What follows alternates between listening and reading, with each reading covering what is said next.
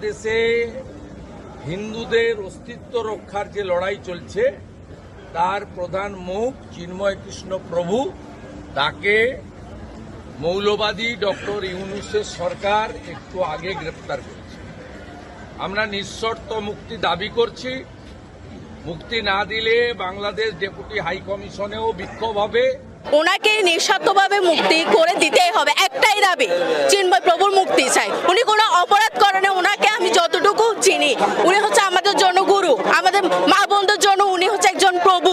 এর গা থেকে ঘাম ঝরার টাকা আপনি নিয়ে যেয়ে এসি ঘরে শুবেন, এইটা আই ডোন্ট। পুলিশের তরফ থেকে আমি সব ধরনের সহযোগিতা, আমার ওসি থাকবে সেখানে, আমার ওসি যদি এই কাজে সহযোগিতা না করে সে নাই হয়ে যাবে। নাগরিক তৈরি হয়, ভারত আমার জাতীয় শত্রু, এটা বোঝার মধ্য দিয়ে হচ্ছে বাংলাদেশের সিটিজেনশিপ। কে আপনাকে মারে এবং কেন মারে, কেন ফেলানিকে। ধন্যবাদ দর্শক। প্রথমেই আপনারা শিরোনাম দেখেছেন, এখন দেখবেন বিস্তারিতর প্রথম অংশেই আপনারা দেখেছেন যে বাংলাদেশে কিভাবে হট্টগোল সৃষ্টি করছে এই সনাতন ধর্মের এই ইস্কন নেতা। এই নেতাকে কে ক্ষমতা দিয়েছে তা প্রমাণ পাওয়া গেছে এই ভিডিওতে।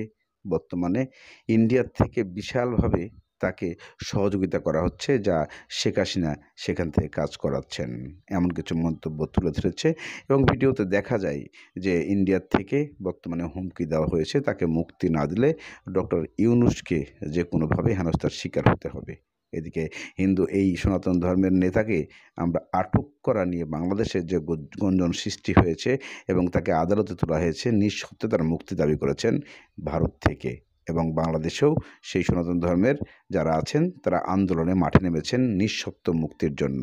চলুন আমরা কিছু কথা শুনে আসি সাধারণ জনগণ থেকে বিভিন্ন নেতা। বাংলাদেশে হিন্দুদের অস্তিত্ব রক্ষার যে লড়াই চলছে তার প্রধান মুখ চিন্ময় কৃষ্ণ প্রভু, তাকে মৌলবাদী ডক্টর ইউনূসের সরকার একটু আগে গ্রেপ্তার করেছে।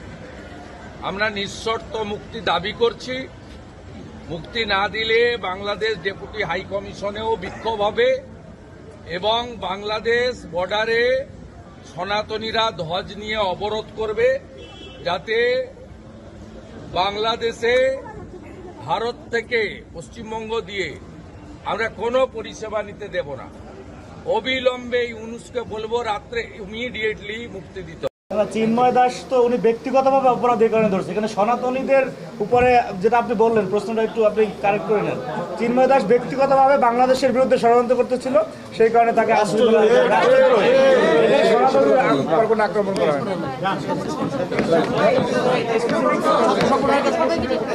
ভাই আপনারা প্রশ্ন করেন ছাত্র সংগঠন, এখানে ছাত্র জাতীয়তাবাদী ছাত্র দল বা ইসলামী ছাত্র শিবির বা হচ্ছে বাংলাদেশ ছাত্র সমাজ, আচ্ছা এটা নিয়ে হচ্ছে বলো আমার ভাই বলেন, আমার ভাই ক্লিয়ার করেন। সংহতিটা কিভাবে পালন করবে এটা দেখুন, দাঁড়াই বলতেছি ভাই এখানে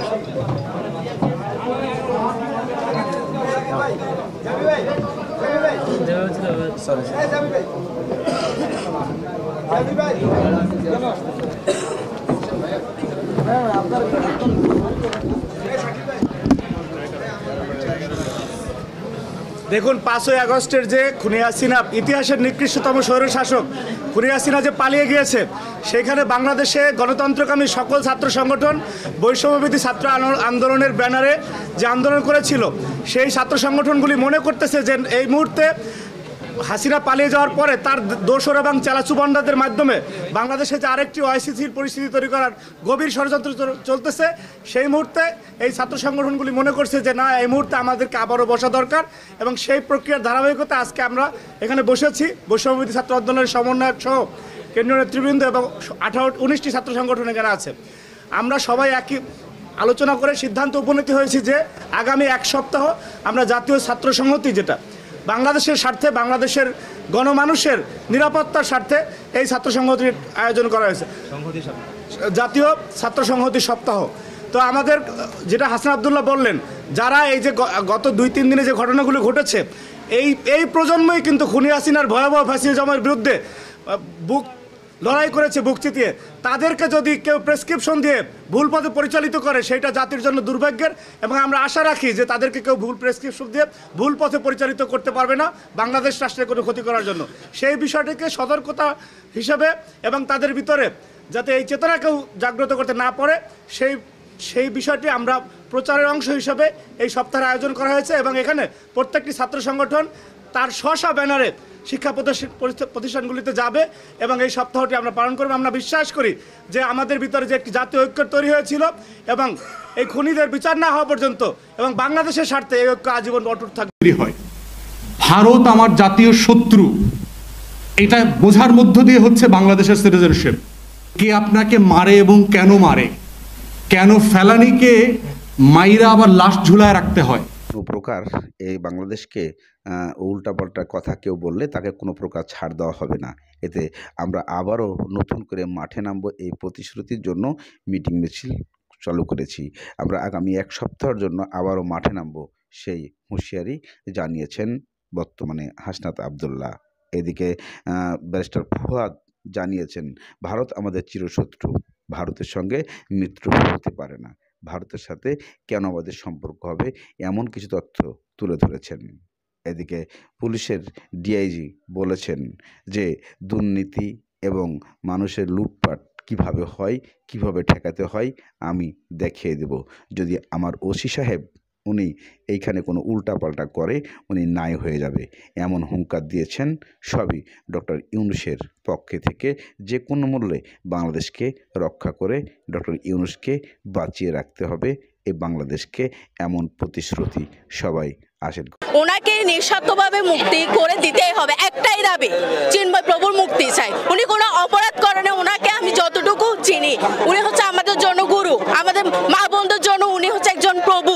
তো আমাদের একটাই দাবি, চিন্ময় প্রভুর মুক্তি চাই। অবশ্যই আজকের মতো ওনাকে রাত 12টার মধ্যে ওনাকে ছেড়ে দিতে হবে।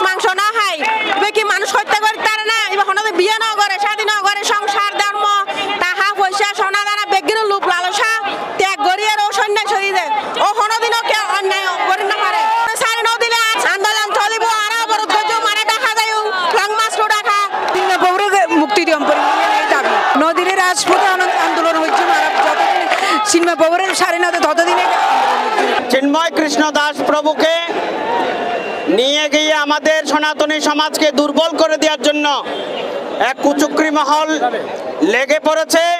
তাই আমি সকল সনাতনী সমাজকে আহ্বান করছি, আপনারা সকলেই চেরাগি পাহাড়ের মোড় প্রাঙ্গণে এসে এবং প্রতিটি জেলায় আমাদের 64টি জেলার মধ্যে এই সমাবেশের আয়োজন করার জন্য আপনাদেরকে জানাতে চাই একটা জিনিসেই, আমাদের 8 দফা আন্দোলন যদি চিন্ময় প্রভু না, আমাদের সনাতনী যে 3 কোটি সনাতনী আছে সবাইকে নিয়ে গেল, আমরা এই রাজপথ ছাড়বো না।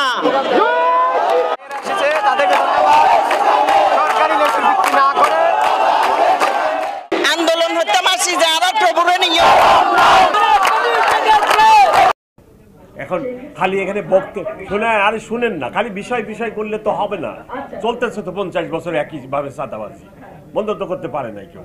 বন্ধ করতে পারে কিনা দেখেন না, এটা উই মাস্ট স্টপ ইট। একটা লোকের গা থেকে ঘাম ঝরার টাকা আপনি নিয়ে যেয়ে এসি ঘরে শুবেন, এইটা আই ডোন্ট। পুলিশের তরফ থেকে আমি সব ধরনের সহযোগিতা, আমার ওসি থাকবে সেখানে, আমার ওসি যদি এই কাজে সহযোগিতা না করে সে নাই হয়ে যাবে।